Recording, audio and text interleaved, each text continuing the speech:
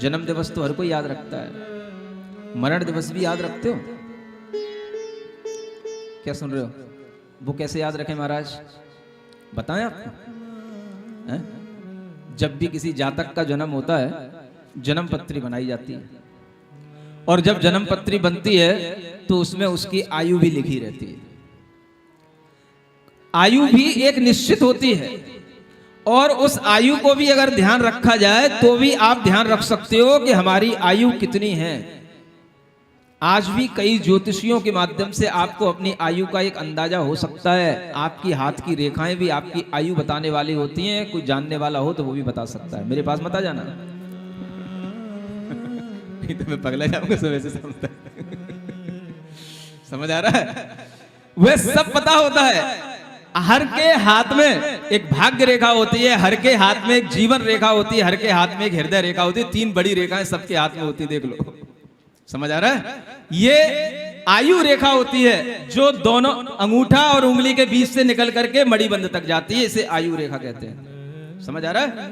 और इससे भी हमारी आयु का बहुत कुछ हमें पता होता है। अगर ये आयु रेखा कटी पिटी होती है, बीच में कई जगह डिस्टर्ब होती है, तो बड़े बड़े एक्सीडेंट होने की भी संभावना होती है। समझ आ रहा है? सब देखने लग गए, इससे ज्यादा कुछ नहीं बताऊंगा। तो जब ऐसा समझ में आने लग जाए तो कभी कभी मरण का दिन भी याद कर लिया करो कि हमारी आयु कितनी है, कितनी बीत गई है। हम अगर 60 साल के हो रहे हैं, 70 साल के हो रहे हैं, आयु कितनी है? 80 की है कि 85 की है कि 90 की है? कुछ तो अंदाजा रखो, और कुछ तो अपने लिए ध्यान रखो कि अब 5 साल बचे हैं कि 10 साल बचे हैं कि 2 साल बचे हैं। हमें कुछ अब इन 2 सालों में, 5 सालों में, 10 सालों में कुछ कर लेना है। कुछ तो करो।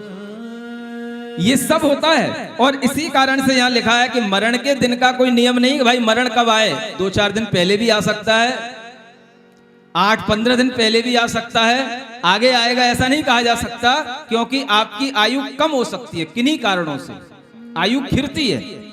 जब हम कोई बहुत ज्यादा हाफी वाले काम करते हैं, बड़े बड़े पर्वतों पर चढ़ करके मेहनत वाले काम करते हैं, जब हम शरीर से ज्यादा काम भोग का सेवन करते हैं, तो उस समय पर ये आयु कर्म खिरता है, आयु का नाश होता है। और ये आयु कम होते होते कुछ भी कम हो सकती है। आप इंतजार में मत रहना कि 80 वर्ष की आयु लिखी है। हो सकता है कि आपने उसको खिरा करके 10 वर्ष की आयु आपने अपने मेहनत से किसी भी तरीके से खिरा दी हो, वो 70 की रह गई हो। समझ आ रहा है? और एक और बहुत बड़ा कारण बता दूं, सुनो, ढंग से सुनो। सब लोग सुन रहे हो? बहुत देर से पूछा नहीं मैंने। सब लोग सुन रहे हो ना? ज्यादा भोजन करने से भी आयु कर्म जल्दी खिरता है। ज्यादा भोजन करने से क्या हो गया? ये समझ में नहीं आ रहा महाराज।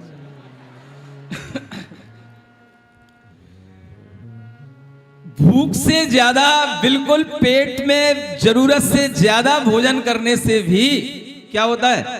पेट पर जोर पड़ता है, आयु कर्म उससे भी ज्यादा खिरता है, क्योंकि शरीर में शक्ति उस भोजन को पचाने में और ज्यादा लगती है, और इससे भी आयु कर्म में कमी आती है। ये ध्यान रखना, आपको आयु कर्म में कमी के कारण बता रहा हूं।